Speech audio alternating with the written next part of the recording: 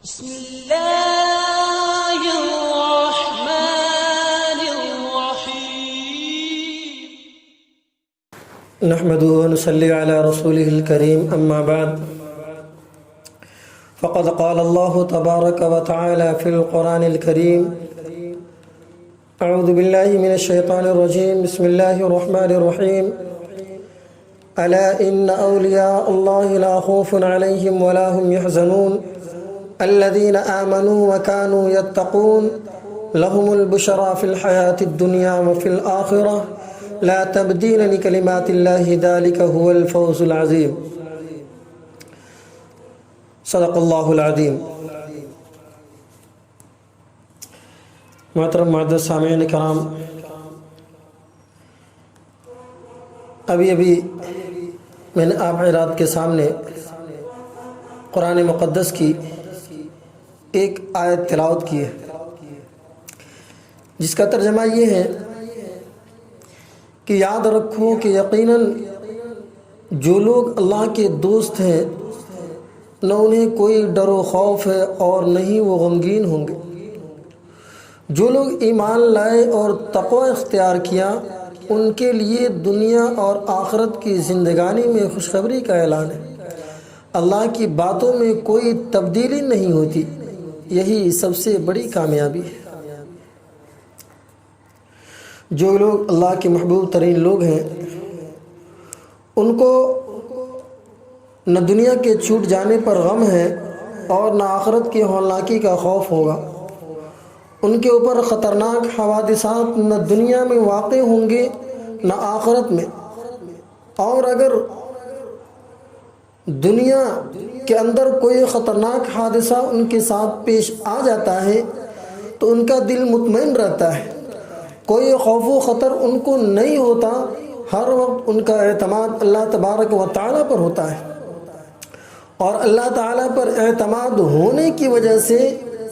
دنیا میں پیش آمدہ حوادثات سے ہرگز نہیں گھبراتے ہیں، اور اولیاء کاملین وہی ہوتے ہیں جو ایمان اور تقوی کے اعتبار سے بہت مضبوط ہوتے ہیں۔ ایسے اللہ والوں کے لیے دنیا اور آخرت کے اندر خوشخبری کا اعلان ہے۔ بخاری شریف میں حضرت ابو ہریرہ رضی اللہ عنہ سے ایک حدیث قدسی مروی ہے، اس میں اللہ تبارک و تعالیٰ نے ارشاد فرمایا کہ جو شخص میرے ولی اور دوست اور محبوب بندوں سے عداوت رکھے اس کو میری طرف سے یہ اعلان ہے کہ وہ مجھ سے جنگ کے لیے تیار ہو جائے۔ اس لیے کہ میرے ولی اور دوست سے عداوت رکھنے کا مطلب یہ ہے کہ وہ میرے مقابلہ میں آنا چاہتا ہے۔ حدیث شریف لمبی ہے، میں حدیث کا صرف ترجمہ کرتا ہوں کہ حضرت ابو ہریرہ رضی اللہ عنہ سے مروی ہے کہ آپ صلی اللہ علیہ وسلم کے ارشاد ہے کہ بے شک اللہ تبارک و تعالیٰ نے فرمایا کہ جو شخص میرے کسی ولی اور دوست سے عداوت رکھتا ہوں تو میں اس کے خلاف جنگ کا اعلان کرتا ہوں، اور میرے بندے جن عبادتوں کے ذریعہ سے مجھ سے قریب ہوتے ہیں ان میں سے میرے نزدیک سب سے محبوب ترین عبادت وہ ہے جس کو میں نے اپنے بندے پر فرض کر رکھا ہے، اور میرے بندے نوافل کے ذریعے سے مجھ سے قریب ہو جاتے ہیں حتیٰ کہ میں ان کو اپنی محبوبیت کا درجہ دے دیتا ہوں، اور میرے اور اس بندے کے درمیان ایک ایسا شدید تعلق ہو جاتا ہے کہ میں اس کا وہ کان بن جاتا ہوں جس سے وہ سنتا ہے، اور اس کی وہ آنکھ بن جاتا ہوں جس سے وہ دیکھتا ہے، اور اس کا وہ ہاتھ بن جاتا ہوں جس سے وہ پکڑتا ہے، اور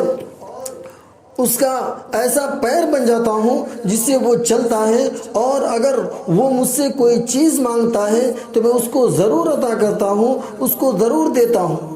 اور اگر وہ کسی چیز سے میری پناہ میں آنا چاہتا ہے تو میں اس کو اپنی پناہ میں لے لیتا ہوں، اور میں جو کام کرنے والا ہوں ان میں سے کسی کی کام میں مجھے کبھی کوئی ایسا تردد نہیں ہوتا جیسا کہ کسی مومن کی جان کے بارے میں تردد ہوتا ہے۔ وہ موت کو ناگوار محسوس کرتا ہے تو میں بھی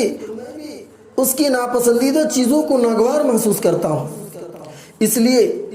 میں اس کی موت میں عجلت سے کام نہیں لیتا، بلکہ جب اس کے اوپر دنیا تنگ ہو جائے، وہ دنیا سے نفرت کرنے لگے اور آخرت کی نعمتوں کو ترجیح دینے لگے، تب جا کر میں اس کو موت دیتا ہوں۔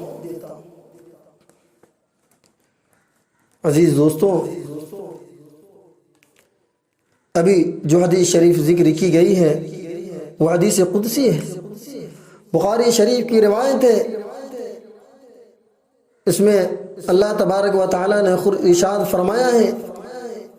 کہ جو لوگ میرے محبوب بندوں سے عداوت رکھتے ہیں وہ دنیا و آخرت میں اپنی خیر منائیں، میں ایسے لوگوں سے جنگ کا اعلان کرتا ہوں۔ کیا کسی کو ہمت ہے جو اللہ سے جنگ کے لیے تیار ہو جائے، جو اللہ کے مقابلے کے لیے تیار ہو جائے؟ اللہ اس کو جب چاہے پیس ڈالے، مگر اللہ اپنے بندوں کو کچھ ڈیل اور مہلت دیا کرتا ہے۔ اس سے یہ ہرگز نہ سمجھنا چاہیے کہ وہ اللہ کے غضب سے بچ جائے گا۔ اور اللہ تبارک و تعالیٰ نے خود فرمایا کہ میں اپنے محبوب بندوں کا خود کان بن جاتا ہوں جس سے وہ سنتے ہیں، اور خود ان کی آنکھ بن جاتا ہوں جس سے وہ دیکھتے ہیں، اور میں ان کے ہاتھ پیر بن جاتا ہوں جن سے وہ پکڑتے اور چلتے ہیں۔ جب وہ مجھ سے کوئی چیز مانگتے ہیں تو میں ان کو ضرور دیتا ہوں، اور جس چیز سے وہ پناہ مانگتے ہیں میں ان کو اپنی پناہ دیتا ہوں، اور جو میری پناہ میں داخل ہو جائے تو کیا کسی کو ہمت ہے کہ اس کا کچھ بگاڑ سکے؟ عزیزان گرامی، بہت ڈرنے کی ضرورت ہے کہ لوگ جب چاہیں کسی مومن کے بارے میں زبان کھول دیتے ہیں اور علماء اور بزرگوں کی پگڑی اچھالتے ہیں، بلکہ بعض دفعہ تو کسی ذاتی مسئلہ کے حل نہ ہونے کی وجہ سے علماء کے پیچھے پڑ جاتے ہیں، ان پر الزام لگاتے ہیں اور عیب لگاتے ہیں۔ ایسا ہرگز نہیں کرنا چاہیے۔ اللہ تبارک و تعالی ہر ایک کو دیکھ رہا ہے کون کیا کر رہا ہے، اور اللہ تبارک و تعالی دلوں کی باتوں کو خوب جانتا ہے۔ امام بخاری رحمۃ اللہ علیہ کا واقعہ ہے کہ جب امام بخاری رحمۃ اللہ علیہ ملک شام و عراق وغیرہ سے ہو کر نشاپور تشریف لانے لگے تو نشاپور کے مشہور محدث محمد بن یحییٰ دہلی نے اپنے متعلقین سے کہا کہ میں امام بخاری رحمۃ اللہ علیہ کے استقبال کے لیے جا رہا ہوں، جس کا جی چاہے استقبال کرے۔ اس اعلان کے بعد نشاپور شہر سے 2-3 میل دور تک جا کر لوگوں نے امام بخاری رحمۃ اللہ علیہ کے استقبال کیا، اور جب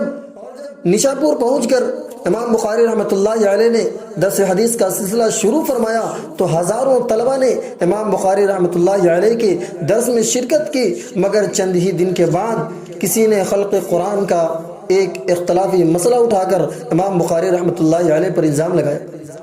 اور بہت جلد ان کا حلقہ درس ختم ہو گیا۔ صرف امام مسلم رحمۃ اللہ علیہ ان کے ساتھ رہے۔ آخر امام بخاری رحمۃ اللہ علیہ مایوس ہو کر اپنے وطن بخارا کے لیے روانہ ہو گئے۔ جب امام بخاری رحمۃ اللہ علیہ کے نشاپور سے روانہ ہونے کی اطلاع اہل بخارا کو ملی تو بڑی شان و شوکت کے ساتھ لوگوں نے امام بخاری رحمۃ اللہ علیہ کے استقبال کیا، اور بخارا آ کر درس حدیث کا سلسلہ شروع فرمایا۔ ہزاروں طلبہ ان کے درس میں شرکت کرنے لگے، مگر حاسدین کو یہ گوارا نہ ہو سکا۔ انہوں نے یہ ترکیب نکالی کہ امیر بخارا خالد بن احمد دہلی کو کسی طرح اس بات پہ آمادہ کیا کہ امام بخاری رحمۃ اللہ علیہ کو حکم کرے کہ وہ امیر کے صاحبزادوں کو بخاری اور تاریخ کبیر کا درس دے۔ تو امیر بخارا کو بات سمجھ میں آئی تو امیر نے کہا امام بخاری رحمۃ اللہ علیہ سے کہ آپ دربار شاہی میں تشریف لا کر مجھے اور میرے صاحبزادوں کو بخاری اور تاریخ کبیر کا درس دے۔ امام بخاری رحمۃ اللہ علیہ نے اسی قاصد کی زبانی کولا بھیجا کہ میں علم دین کو سلاطین کے دروازوں پر لے جا کر ذلیل نہیں کروں گا، جسے پڑھنا ہو وہ میرے پاس آ کر پڑھے۔ امیر بخارا نے دوبارہ کہلوایا کہ اگر آپ نہیں آ سکتے ہیں آپ صاحبزادوں کے لیے کوئی مخصوص وقت عنایت فرما دیں کہ ان کے ساتھ کوئی دوسرا شریک نہ ہو تو اس پر امام بخاری رحمۃ اللہ علیہ نے جواب دیا کہ حدیث رسول پوری امت کے لیے ایک سا ہے، ان کی سماعت سے میں کسی کو محروم نہیں کر سکتا ہوں۔ اگر میرا یہ جواب ناگوار معلوم ہو تو آپ میرا درس روکنے کا حکم دے دو تاکہ میں خدا کے دربار میں یہ عذر پیش کر سکوں۔ اس پر امیر بخارا سخت ناراض ہوا تو حاسدوں نے امیر کے اشارے پر امام کو بددین اور بدعتی ہونے کا الزام لگایا۔ پھر حاکم نے بخارا سے نکل جانے کا حکم دے دیا تو امام بخاری رحمۃ اللہ علیہ نے نہایت کبیدہ خاطر ہو کر ان مخالفین کے لیے بددعا کی کہ اللہ جس طرح اس امیر نے مجھے ذلیل کیا ہے اسی طرح اس کو بھی اپنی ذات، اپنی اولاد اور اپنے اہل و عیال کی بے عزتی اور ذلت دکھا دے۔ چنانچہ ابھی ایک ماہ بھی نہیں گزر پایا تھا کہ خلیفۃ المسلمین نے اس امیر کی کسی غلطی پر سخت ناراض ہو کر اس کو معزول کر دیا اور اس کا منہ کالا کر کے گدھے پر سوار کر کے پورے شہر بخارا میں اس کی تذلیل کروائی اور اس کو جیل میں ڈال دیا گیا، اور انتہائی ذلت و رسوائی سے چند دنوں کے بعد مر گیا، اور اس امیر کے معاونین مختلف بلاؤں میں مبتلا ہو کر ہلاک ہو گئے۔ آج پوری امت دیکھ رہی ہے کہ بخارا، سمرقند وغیرہ جو علماء دین کے مرکز رہے ہیں، وہاں پر علماء دین کی ناقدری کی وجہ سے اللہ تبارک و تعالیٰ نے وہاں سے علم اور علماء کو ایسا اٹھایا کہ صدیوں تک وہاں ایک کلمہ سکھانے والا بھی نہیں رہا ہے۔ اسی طرح مولانا رومی رحمۃ اللہ علیہ کے والد کا واقعہ ہے کہ مولانا رومی رحمۃ اللہ علیہ کے والد اپنے زمانے کے بڑے پائے کے بزرگ تھے۔ ان کی خدمت میں بادشاہ وقت بھی آتا تھا۔ جب بادشاہ وقت نے دیکھا